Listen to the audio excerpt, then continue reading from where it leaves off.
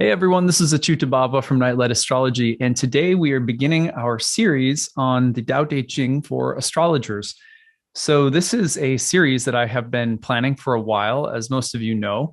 I had a few other series in queue prior to this one, and I'm really excited to be diving into it at long last. Um, the way this series works is I will be looking at the verses of the Tao Te Ching sequentially from start to finish over the course of many videos. So it's going to be a long series that will just make its appearance alongside of my daily content for maybe better part of probably 2022. So I hope that you guys will enjoy this. And I have a little presentation I've cooked up that I'll show you in a second. Before I do that, I want to remind all of you that coming up soon, my very dear friends, Loka and Vidarbha, two of my teachers in the Bhakti Yoga tradition, are starting another course on the Bhagavad Gita. If you feel like jumping in and learning about Bhakti Yoga and the Bhagavad Gita, check out bhaktiwise.com. Go to the Study With Us tab, and you can learn about their 12-week immersive course in the Bhagavad Gita. It also includes optional classes on mantra meditation. All of the classes are held via Zoom, and you can pick up the recordings if you can't make it live. It starts March 15th. It goes to May 31st. It meets on Tuesdays from 8 to 9:30 p.m. Eastern time. Again, all the recordings or all of the sessions are recorded in case you can't make it. You can see a breakdown of all of the classes. There's lots of questions answered on this page. And to join, it is by donation. So you can pick a rate that works for you. People have been asking me what a suggested donation would be. Say $75 or $100 would be adequate, but whatever you have and can afford for a 12-week program, it should be fine. So hope you guys will check that out. If you are in the daily practice of reading wisdom texts, the Tao Te Ching that we're about to study is a wisdom text like the Bhagavad Gita that has been a daily part of my life for many years now.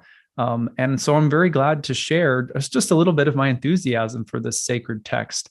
Not necessarily any of my own realization, I'm far from it, but this text inspires me, and I hope that it will inspire all of you.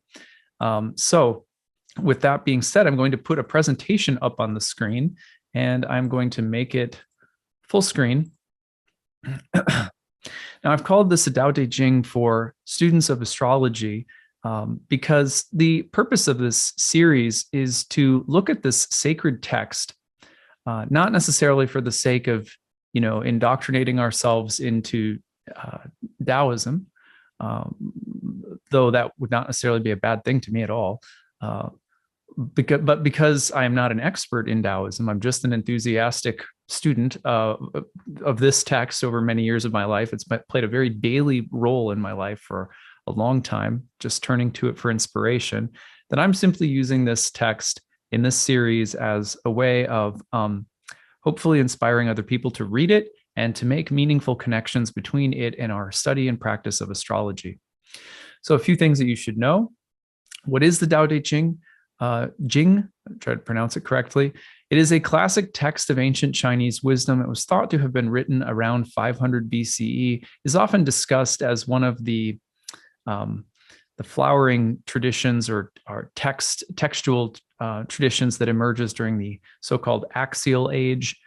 It is attributed to the sage Lao Tzu.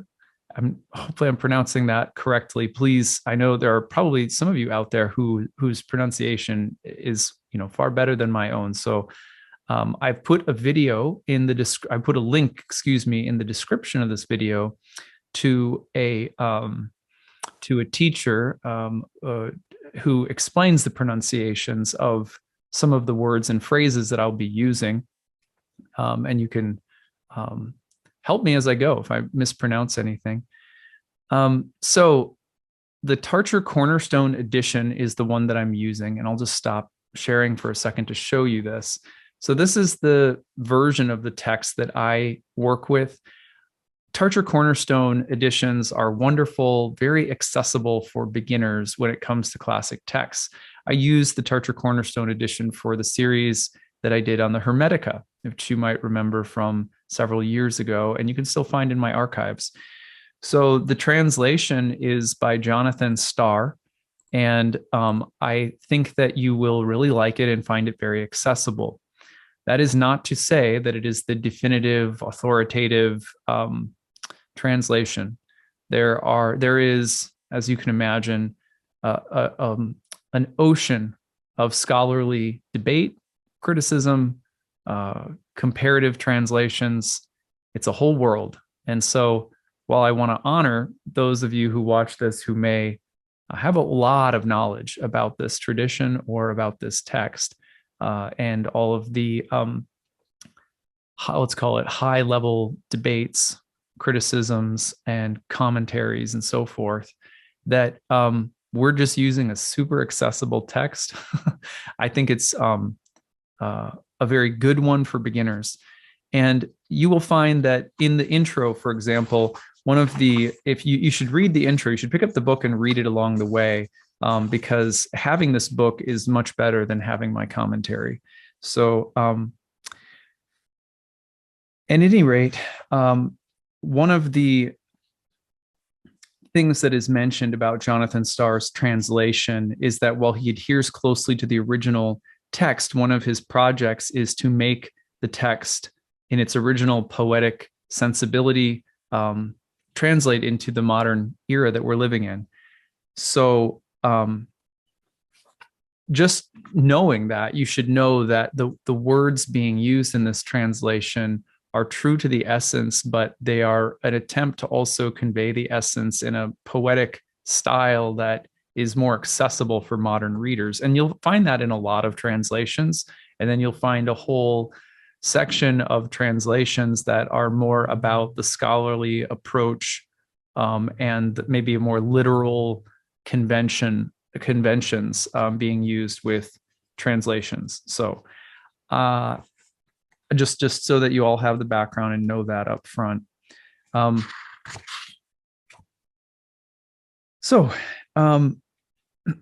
This author, also Jonathan Starr, has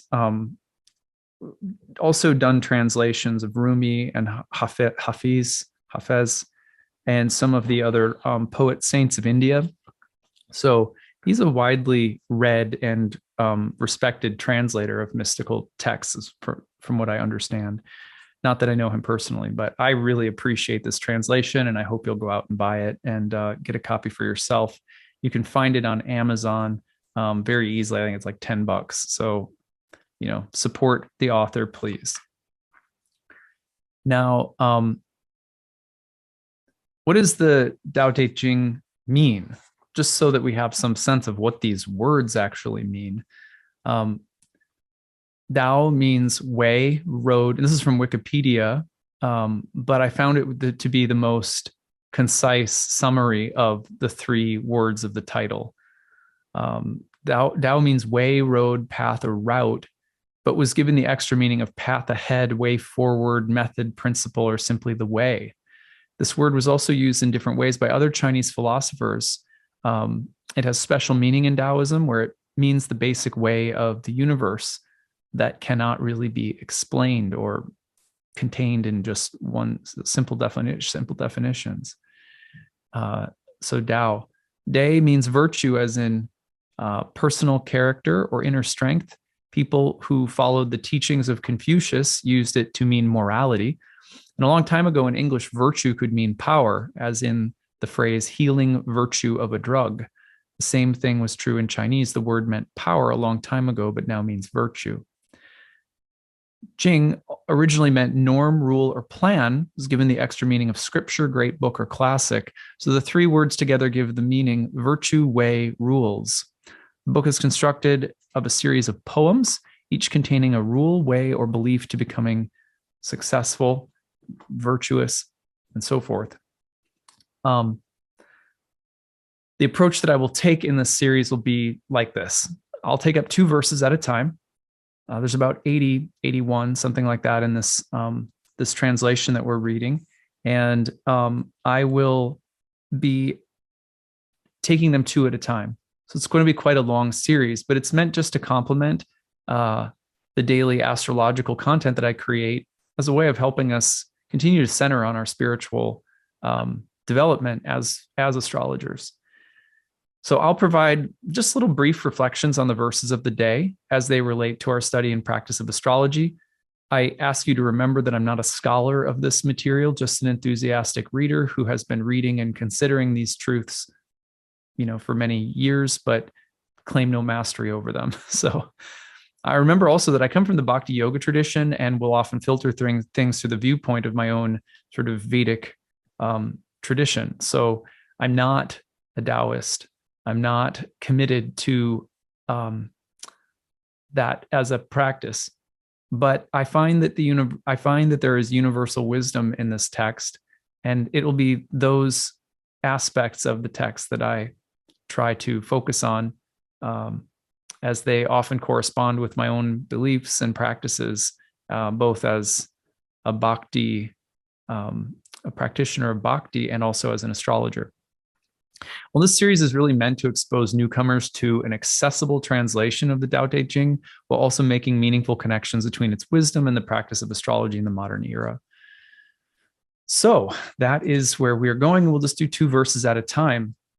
And you should follow along with these in the star translation. Pick up this text, read it, have it as a daily practice. You won't regret it. And it's good to support the authors. I think I feel that way very strongly, especially since Tarcher happens to be the imprint at Penguin that published my first book. And so I feel that it's very important to support them as a publisher, and not only by recognizing and citing the source of these translations, but also in encouraging you to pick up a copy and follow along and make it a part of your daily life. So we're going to read verse 1 and 2 today. And the way that I'm going to offer commentary, and I'm just setting this up, in the future, I won't be going through all of this. I'll just be diving right into the text. But I will be reading the verse and then going back and reflecting on it piece by piece, and then reading another verse, reflecting on it piece by piece. And I'll be reflecting on it again from the standpoint of my own life and practice as a yogi and as an astrologer. So verse 1, and one of the most famous lines that you'll often hear when people talk about the Dao De Jing. So it starts off like this: a way that can be walked is not the way. A name that can be named is not the name. Tao is both named and nameless. As nameless, it is the origin of all things. As named, it is the mother of all things. A mind free of thought, merged within itself, beholds the essence of Tao. A mind filled with thought, identified with its own perceptions, beholds the mere forms of this world. Tao and this world seem different, but in truth they are one and the same. The only difference is in what we call them. How deep and mysterious is this unity? How profound, how great. It is the truth beyond the truth, the hidden within the hidden. It is the path to all wonder, the gate to the essence of everything. Just what a beautiful verse, first of all. Just for me, sometimes the first level of taking in a sacred text is not to analyze it, is not to immediately jump to conclusions or try to decode it and strip it and take something from it for me so that I can accomplish something or get something done. But it's just to take it in and to feel that aesthetic response. Sometimes my hair stands on end. Sometimes I'm just filled with a sense of wonder. So I always like to read these verses, over and over again, and just let them touch me in ways that I can't fully understand, or that I know that they'll have an effect on me if I just read them and take them in. So I always recommend reading that way first when reading a sacred text. Just let it kind of wash over you. But then I find the second way that I like to respond is often in my notebook, or the notebook of my mind sometimes, or a Word document. And I like to just write down reflections. So let's go back through this first verse, and I'll just offer some reflections about some of the elements of this verse. A way that can be walked is not the way. A name that can be named is not the name. Sometimes I think that when we read this verse, or this part of the first verse, that we think, yeah, you see, anything that has definition is false. Anything that has a name or that can be described or talked about is false. I don't take that to be what this verse is saying. After many years of reflecting on this verse, notice what comes next. Tao is both named and nameless. As nameless, it is the origin of all things. As named, it is the mother of all things. In Bhakti Yoga, we have a very, very similar teaching that suggests that I'll just use the word God, because that's what we do in our tradition, that God, or the divine, is both the nameless, inconceivable, absolute, beyond all forms, names, anything that can be talked about or described falls short. But then at the same time, God is that which pervades all things, all differentiations, all names, all distinctions, and so forth. And so it's in this sense that we can both talk about and not talk about the divine.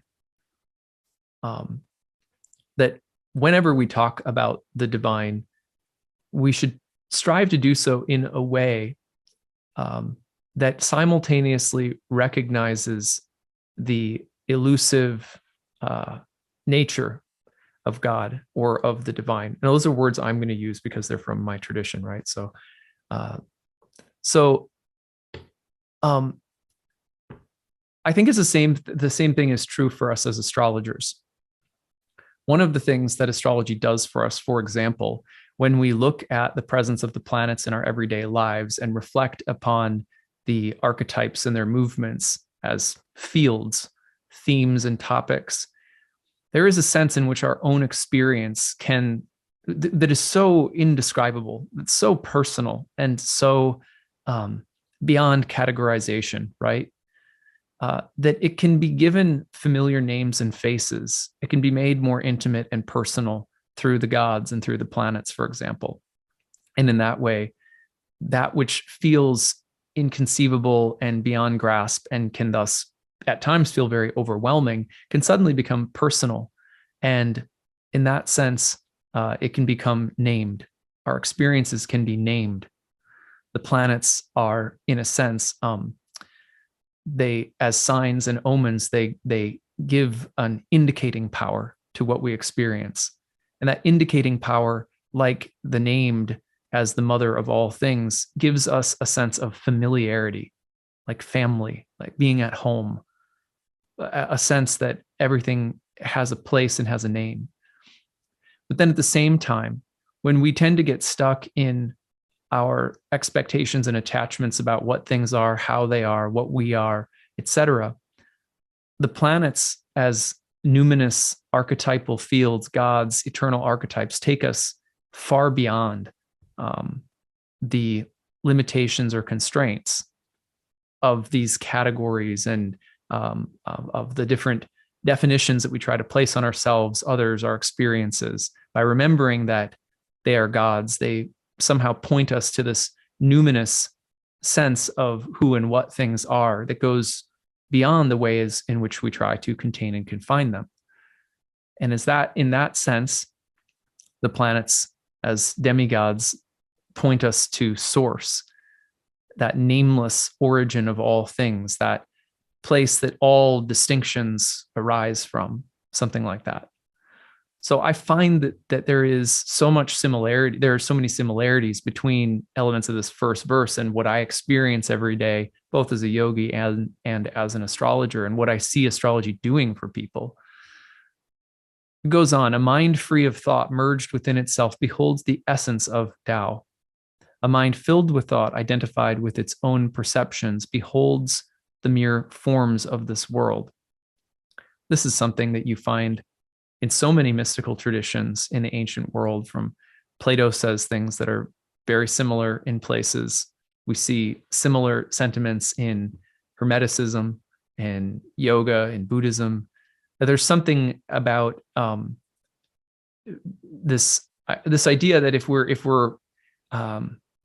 we are filled with thought and identified with our own perceptions, then there's something about the world that we perceive that is hollow, and that we're just beholding forms, and that it's only when the mind is free of thought and sort of merged within itself, going into that space of closer proximity to the origin, the source of all things, that we behold an underlying unity and also the essence of things in the world.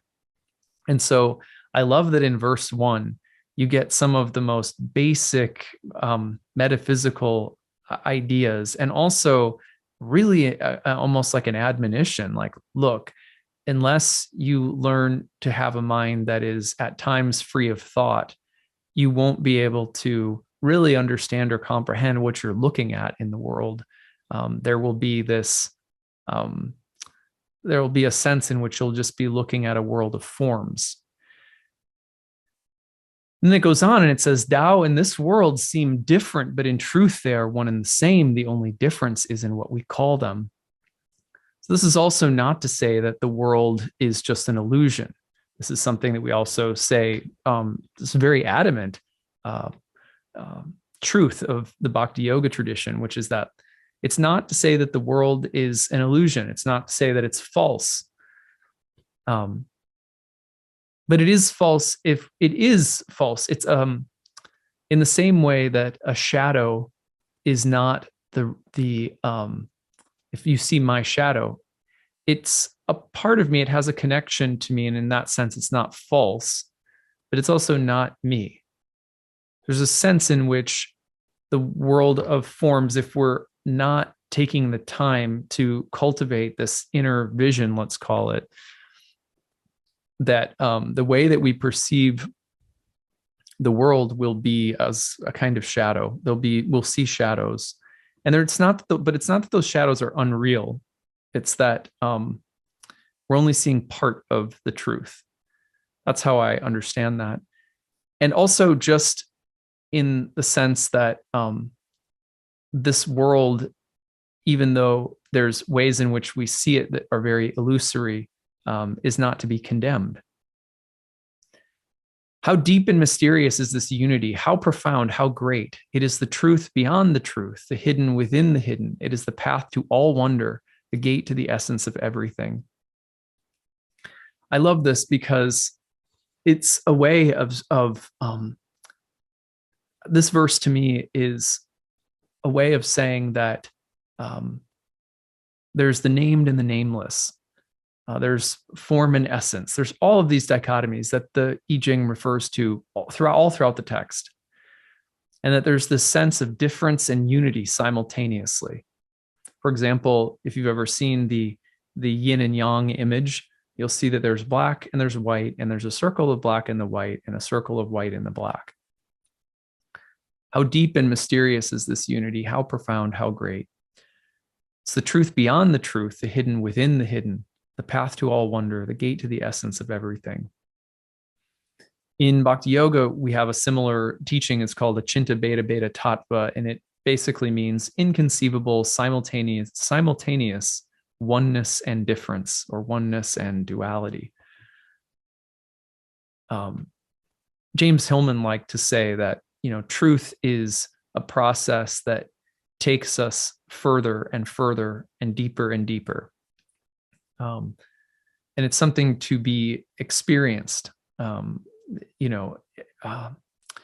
So Heraclitus, he likes to quote Heraclitus, and Heraclitus is often compared to Lao Tzu as the sort of Western mystical equivalent.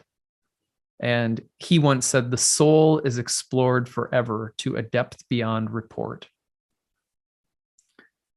So something we're actually looking for, this is not to say, oh, why don't you just shut up, you mind, keep trying to get to truth, but it's just going to keep evading you. So just stop looking for answers to mysteries. Well, it's just going to keep getting mysterious. So why don't you just stop?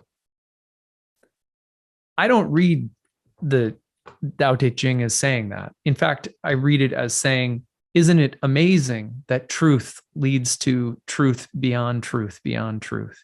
Isn't it amazing that the mysterious leads to hidden within hidden within hidden?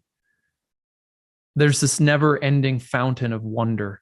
And that's what I take from this. That's how I feel also as an astrologer every day. When I'm studying the planets and their movements, what I experience is that there are truths within everything.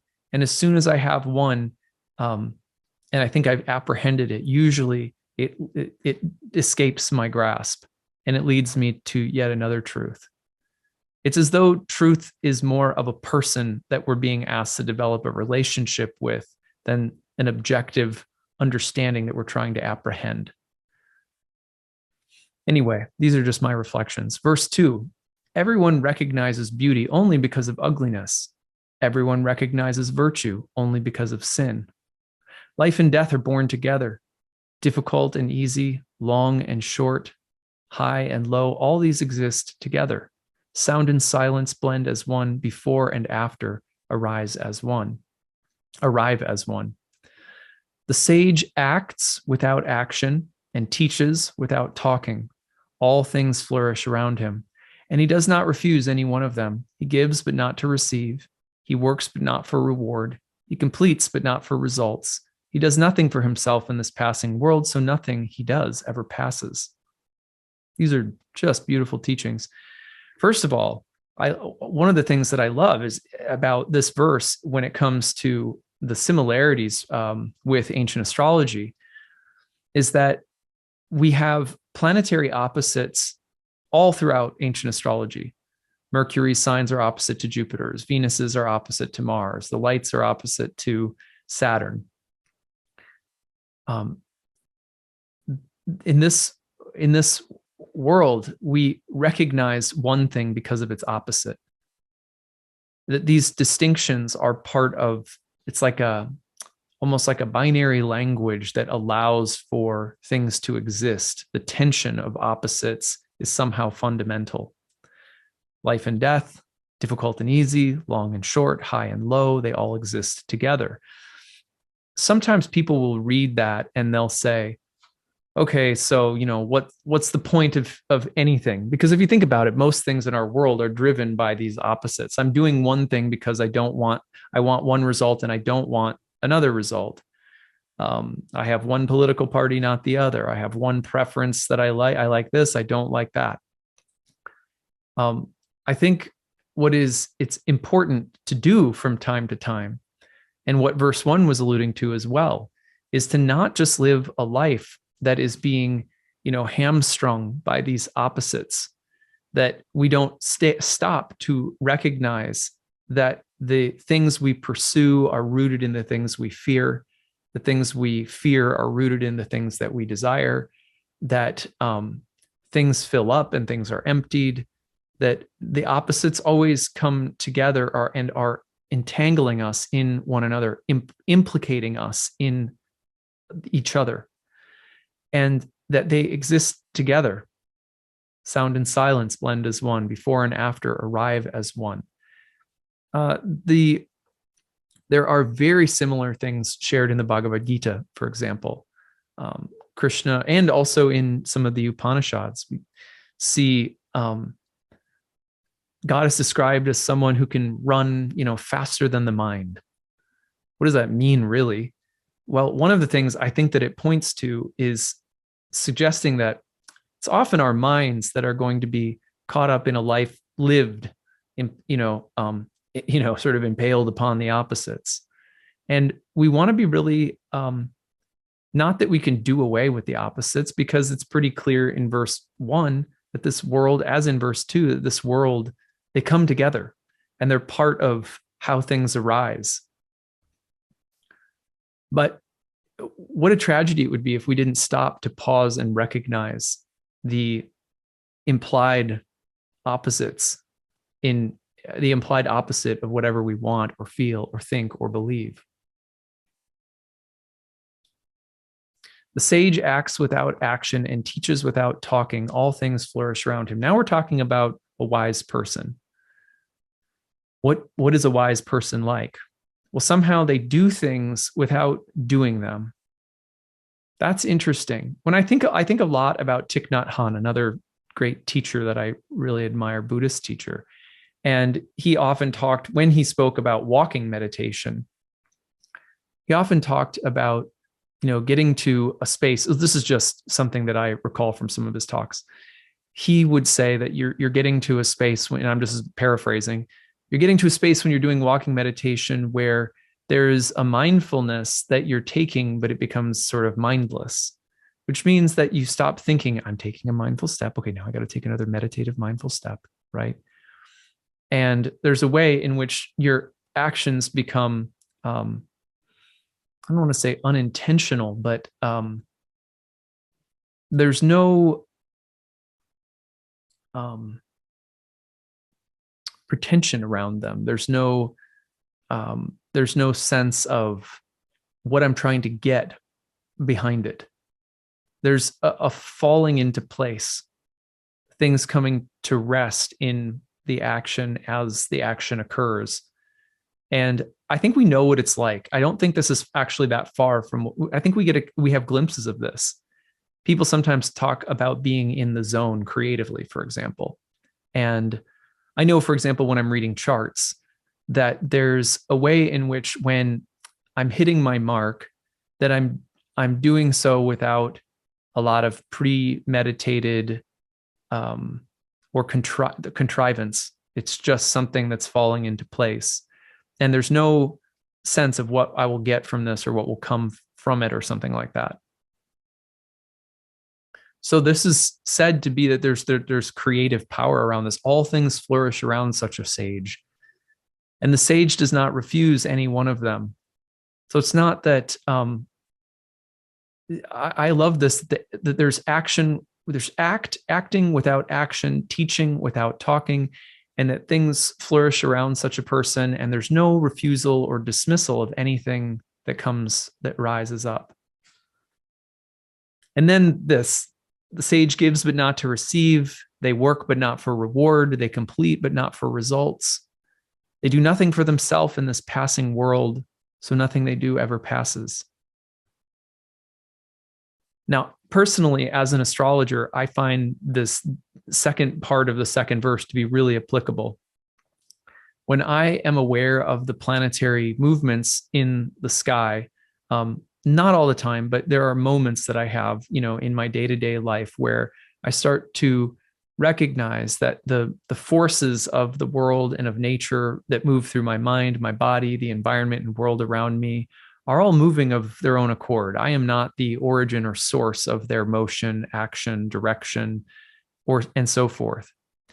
And what meditation on a daily level gives me, alongside of planetary study, is the ability to sort of accept the movement of things in this world, of the 10,000 things, right? There's just a sense that things are moving along and I'm not governing or controlling them. And when I'm moving from that space, there's a weird way in which the things I do or say occasionally seem to have significance beyond all of the things that are constantly passing through. And it's the planets that help me so much to understand that, because they provide me with the sense that everything is moving along, according to these divine laws, according to these large forces.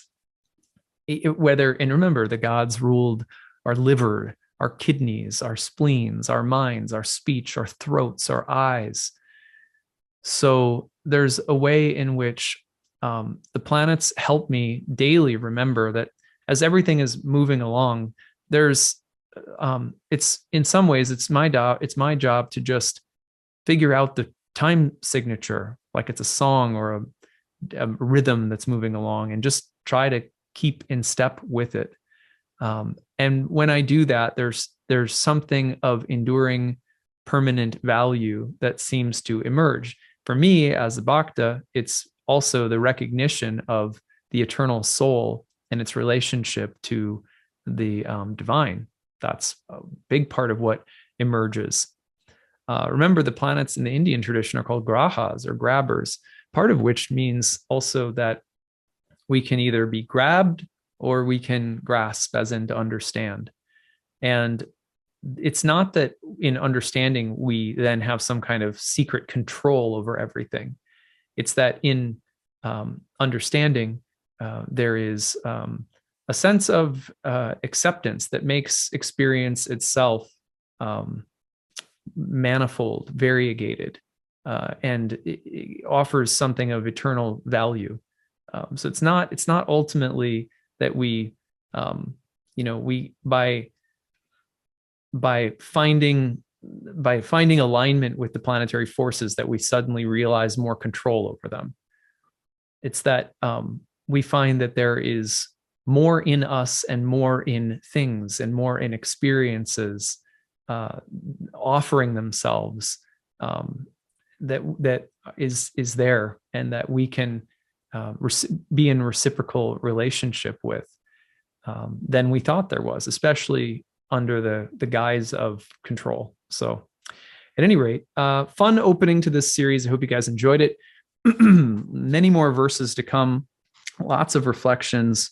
And hopefully this is just something that I wanted to do something this year that would provide a little bit more focused spiritual meditations alongside of our daily planetary transits. So not that I have any of these things realized. I want to repeat that, but these are the things that inspire me, and I hope that they will inspire you. I hope that you enjoyed this series. I'm really looking forward to it. Glad to kick it off at last. Hope you guys have a great day, and we'll see you again soon. Bye, everyone.